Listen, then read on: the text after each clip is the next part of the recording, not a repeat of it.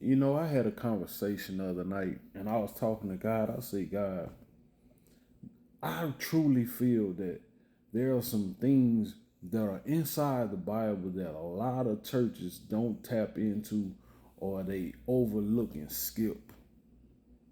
There are some truths in the Bible and often receive much less attention in many churches.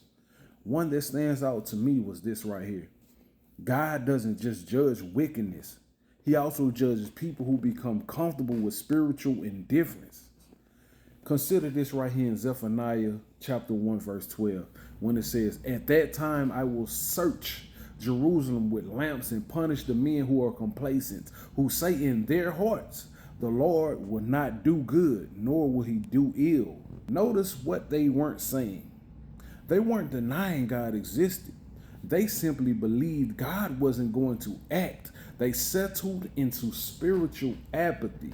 That's striking to me because many discussions focus on obvious sins, but this passage warns against a quieter danger, becoming spiritually numb.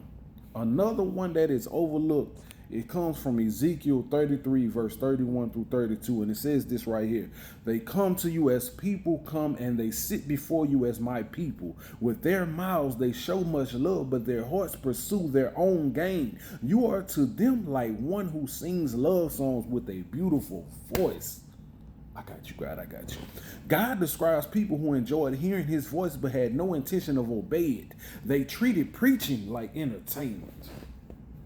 Okay, I got you, God. One more that challenges modern thinking. It comes from Amos chapter 6, verse 1, when it says, "Woe to those who are at ease in Zion."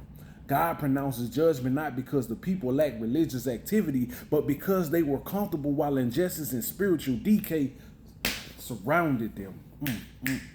Putting those passages together raises a searching question. Watch this right here. What if one of the greatest dangers to the church isn't open rebellion against God, but becoming so familiar with God that his word no longer changes us?